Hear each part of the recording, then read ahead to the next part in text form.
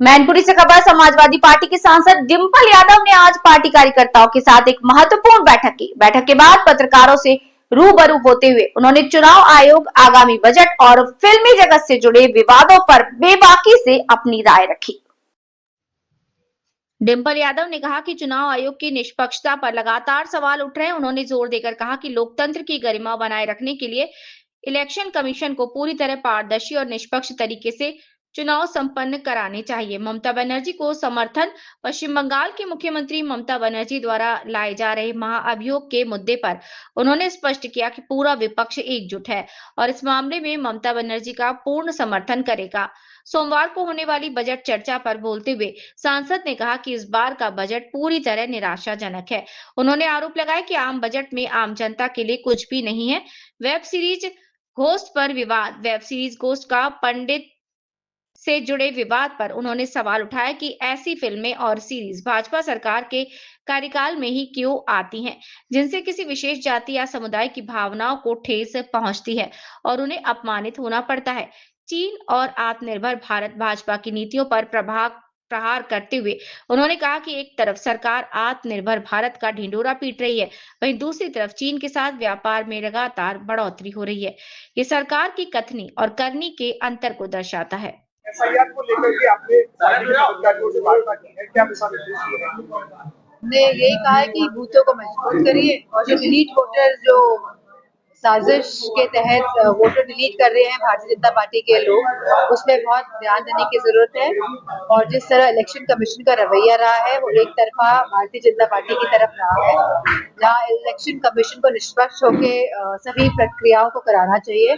कहीं ना कहीं इलेक्शन कमीशन जो है वो बड़ा पक्षपातपूर्ण तरीके से काम कर रहा है, इसीलिए हमने एक मीटिंग बुलाई थी और लोगों को नए वोटर्स बनाने के लिए, और जो डिलीटेड वोटर्स हैं और जो वोटर्स आने वाले टाइम पे जो डिलीट करेंगे, क्योंकि 1 महीने का समय का कार्यकाल बढ़ाया गया है, तो इस पे बहुत ध्यान देने की जरूरत है। इन्हीं सब बातों को लेकर मीटिंग। इलेक्शन कमीशन को लेकर लगातार विपक्ष हमला कर रहा है। ममता बनर्जी चुनाव आयोग के खिलाफ महाभियोग लाना चाहती है, समाजवादी पार्टी नहीं, हम पूरा सहयोग देंगे। मुझे लगता है पूरा ऑपोजिशन इसका सहयोग देगा, क्योंकि इलेक्शन कमीशन ने बहुत ही भेदभावपूर्ण तरीके से जो एक संवैधानिक ढांचा है हमारे देश का, उसको कहीं ना कहीं क्षति पहुंचाने का काम किया है। केंद्रीय बजट पेश हुआ है, उसको लेकर बजट सेशन चल रहा है और बजट पर चर्चा होगी।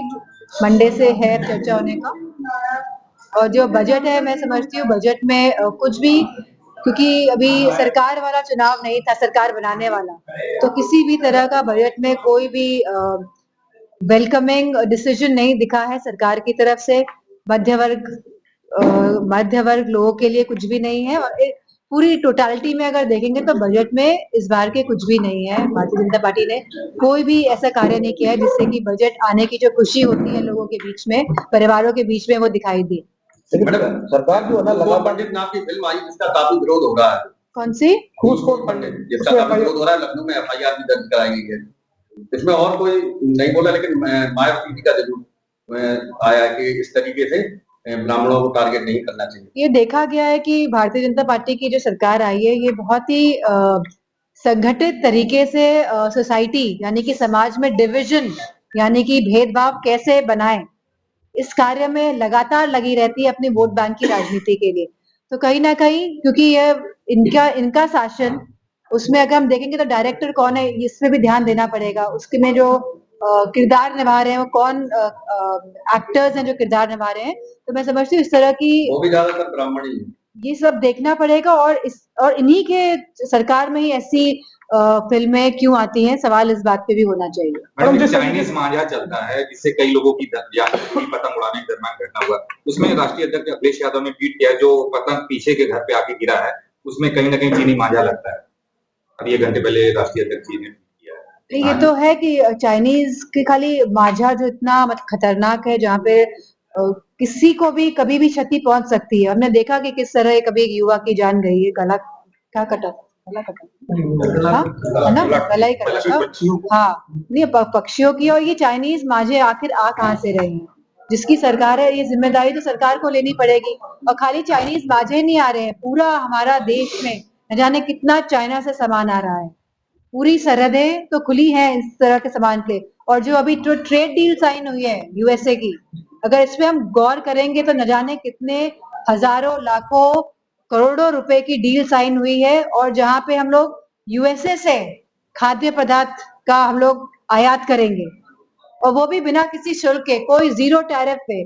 तो मैं समझती हूँ सरकार की रणनीति ही यही है कि हमारे बाजार को, हमारे किसानों को कैसे कमजोर किया जाए और कैसे कॉरपोरेट जगत के लोग पूरे देश में हावी हो। तो मैं समझती हूँ इसी रणनीति के तहत पूरे बाजार यूएसए के लिए आज खोले गए हैं, और जहां चाइना के साथ न जाने हम कितने लाखों करोड़ों का आयात करते हैं। जो भारतीय जनता पार्टी के लोग कहते हैं कि सेल्फ सफिशिएंट होना चाहिए, आत्मनिर्भर भारत की बात करते हैं, स्वदेशी की बात करते हैं, आज इन सबको कटघरे में रख के सवाल का जवाब देना चाहिए। जो यूएसए की डील हुई है, जहां पे न जाने कितने हजारों लाखों करोड़ के कृषि उत्पादक और खाद्य पदार्थ हमारे भारत के मार्केट में आएंगे, वो भी सस्ते दामों में आएंगे, तो हमारा गरीब किसान कैसे सस्टेन करेगा, कैसे अपनी आमदनी को बढ़ाने का कार्य करेगा। तो जिस तरीके से समाजवादी पार्टी पीढ़ी परिवार चला रही है, तो वहीं बसपा सुप्रीमो मायावती ने भी बीएमडी कार्ड खेला है, ब्राह्मण मुस्लिम दलित कार्ड खेले हैं। इस बार जो जरूरी है वो ये जरूरी है कि एसआईआर पे हम जितना ध्यान दे लें, क्योंकि एसआईआर तब आया है जब भारतीय जनता पार्टी पूर्ण बहुमत की सरकार में नहीं है, क्योंकि उत्तर प्रदेश के सभी समाज, सभी वर्ग के लोगों ने एक मत होके समाजवादी पार्टी को, गठबंधन को वोट किया। कहीं ना कहीं इससे डर के ये एसआईआर की प्रक्रिया को अंजाम दिया जा रहा है, चाहे वह वेस्ट बंगाल हो, चाहे वो उत्तर प्रदेश हो, क्योंकि वो नहीं चाहते हैं कि सही ढंग से एक लोकतांत्रिक सरकार स्थापित हो उत्तर प्रदेश में।